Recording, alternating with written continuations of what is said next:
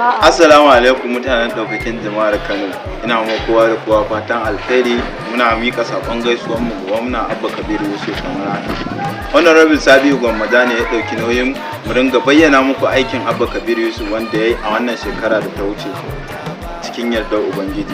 Kamar haka, Abba Kabiru Yusuf gwamna ne mai adalci kuma kowa da kowa ya san adalin gwamna ne, kowa da kowa ya san haka.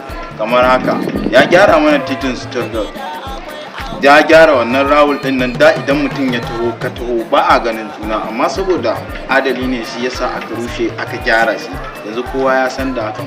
Ga kamar haka titin Lodge Road ya gyara shi ya mai da shi mai hannu biyu. Da mai ciki idan za a kai mai ciki a titin wata mata kan iya haihuwa kafin a je asibiti, amma yanzu cikin yardar Ubangiji minti ɗaya yayi yawa an isa inda ake so a kai.